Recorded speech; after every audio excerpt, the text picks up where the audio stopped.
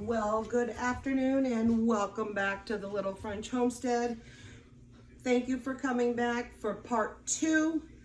My name is Sherry. If you are new here, welcome. This series is your baking equipment and your cooking equipment that you're going to need to use as a beginner.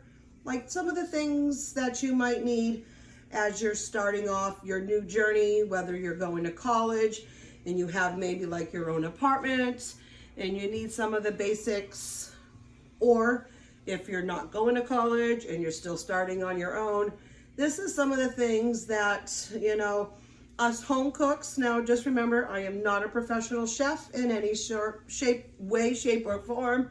I am just a home cook just like you. I have refined my skills, but I have a lot more refining to go. Even though I am over 50, I didn't really start thoroughly cooking till about 15 years ago. After I had my twins, really started to do a lot more home-based and home-fresh cooking.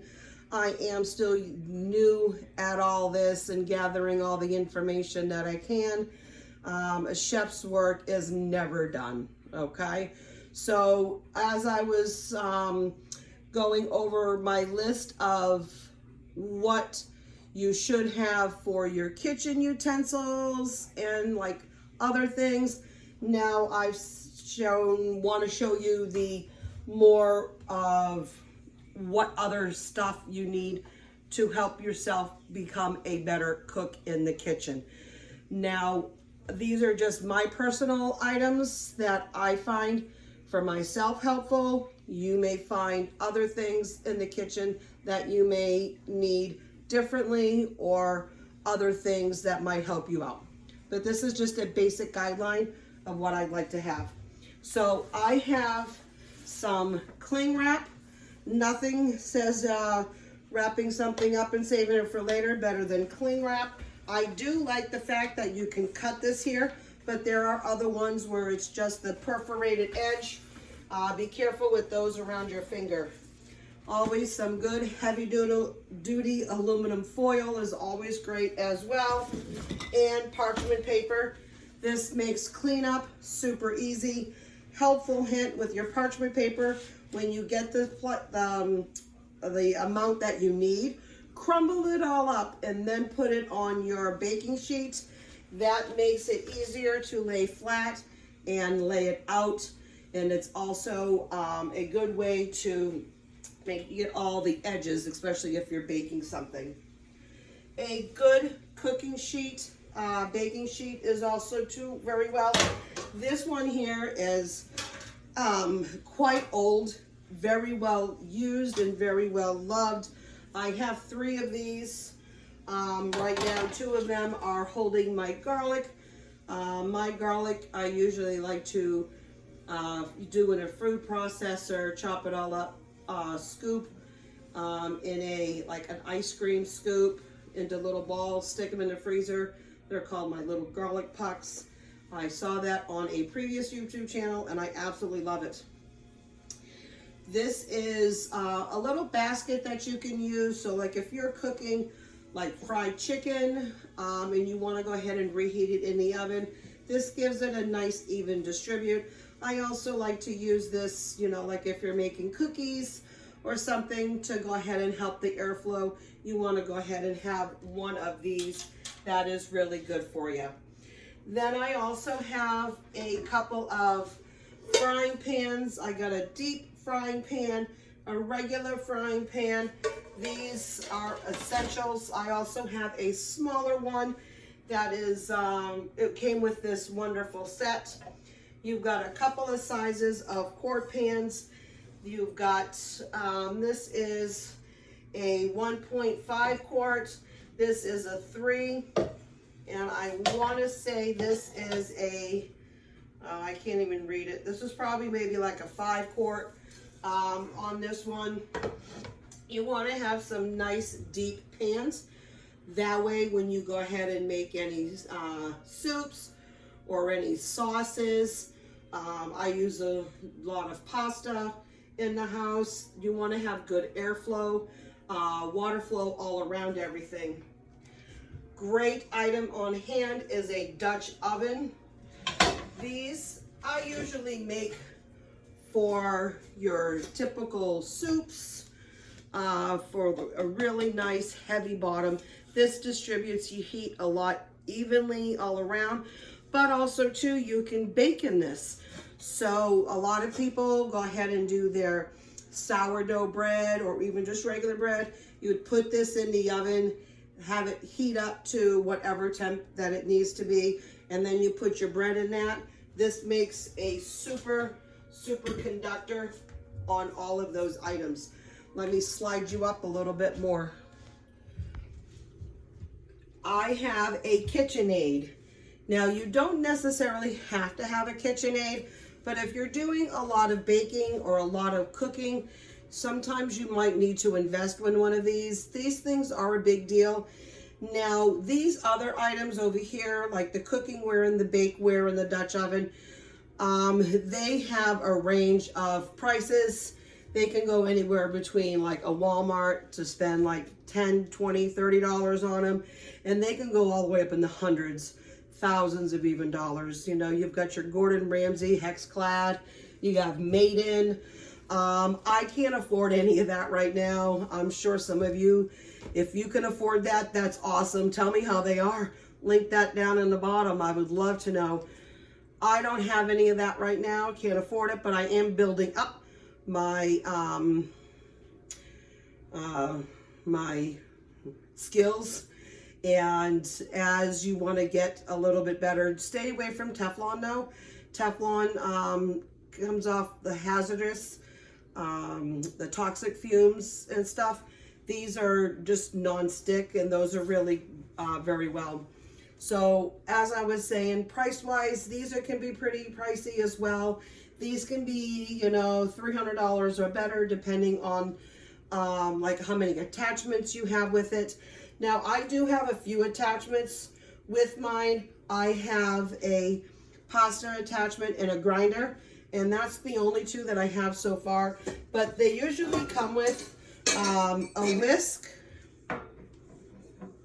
a dough, that's a dough kneader, and then a paddle, okay?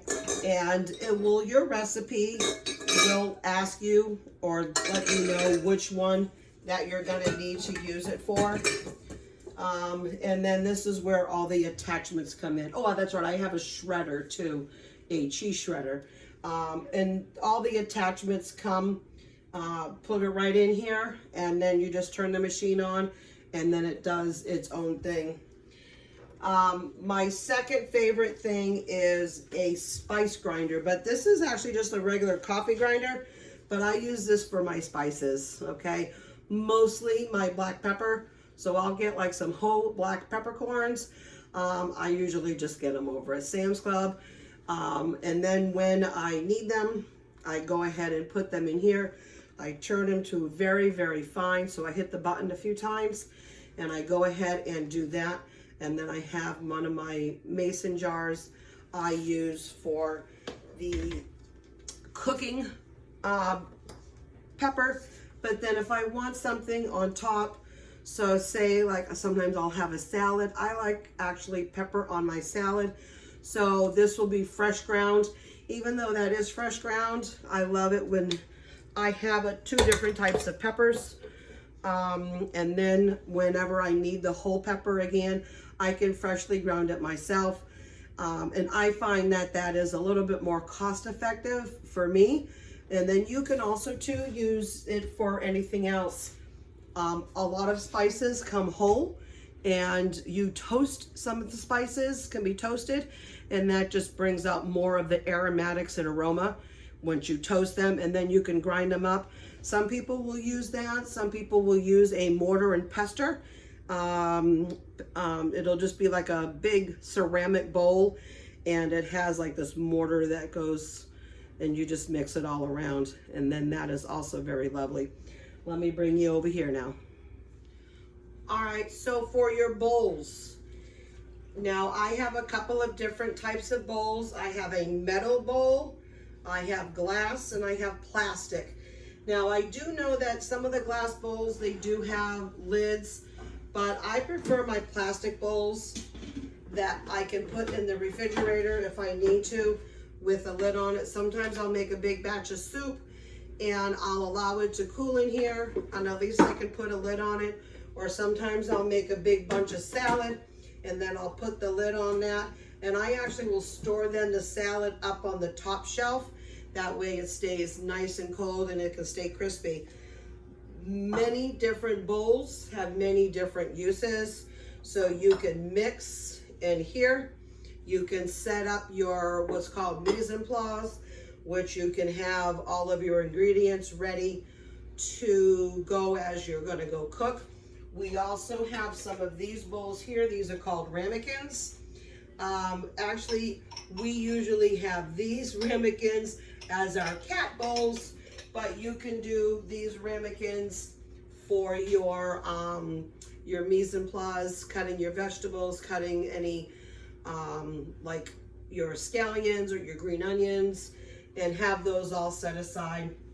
Also too, you can use bowls for your trash, your kitchen trash. So instead of walking, my trash is here, but I also have chickens. So if I needed to crack any eggs, I can crack the eggs and put the shells in here. Any like carrot tops or celery or anything like that that I need to go throw to my chickens, I can do that.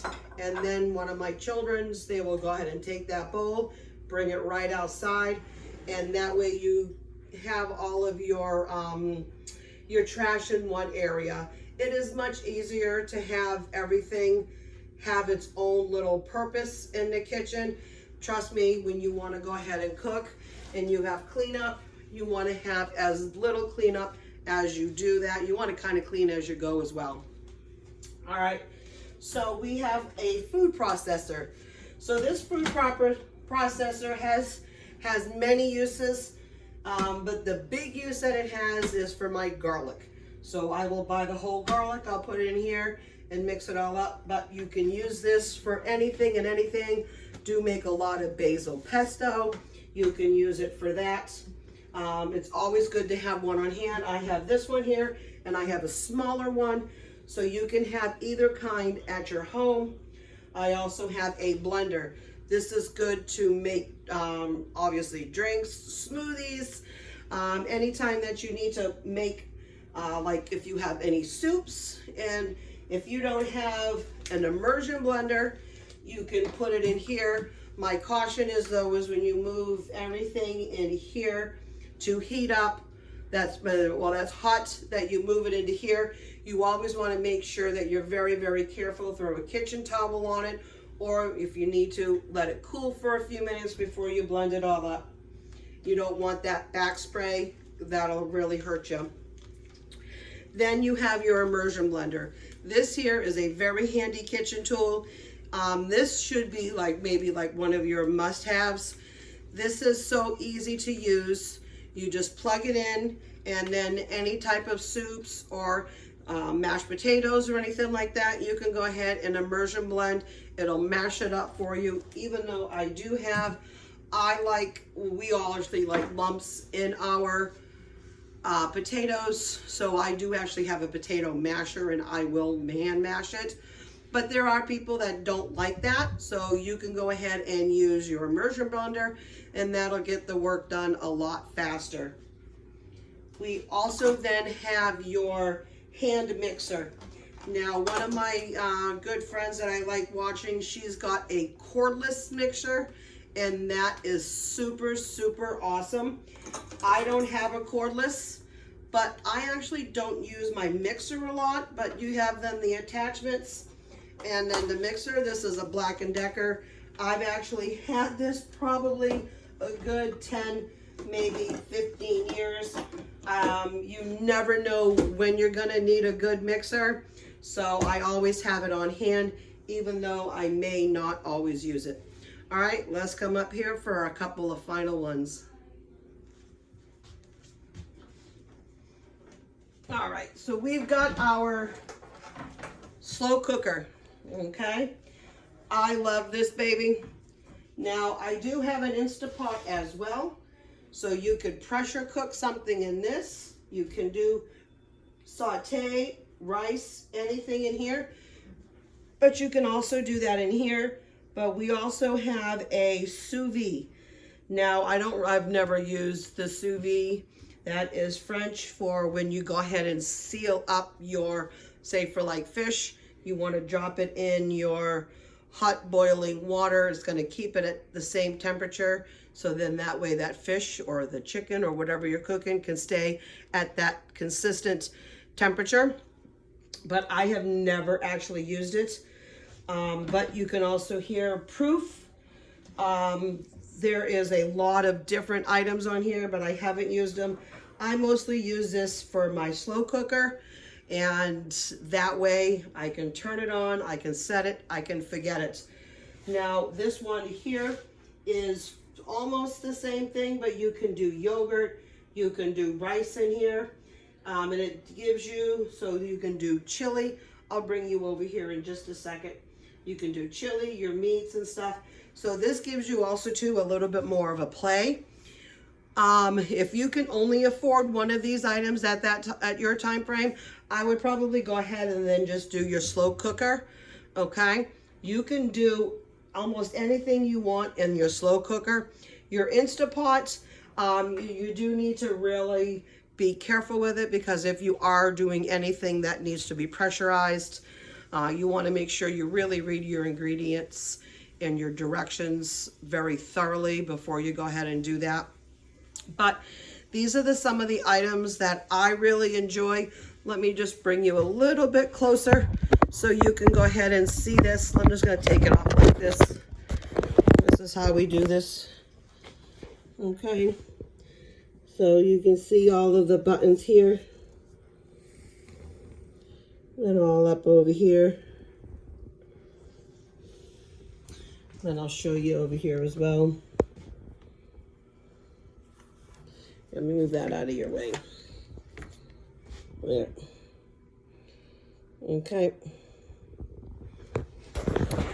All right, so when you go ahead and use either one of these ones, like I said, just read the directions very thoroughly and very carefully. These are the items that I think that any new home cook should go ahead and have. Again, as I said in the last video, go ahead, ask them for Christmas, ask them for birthdays, anniversaries or something like that if you choose to. This is a good start, okay? Use all of your equipment thoroughly, read the directions thoroughly, but these are very, very simple stuff to go ahead and use. And like I said, you don't always have to have the best of everything, okay? So I do hope you like this video. Go ahead, like, share, but most importantly, go ahead and subscribe and click that notification bell so you can go ahead and get some videos in between my uploads. I can post videos here and here. As always, keep on cooking. Bye.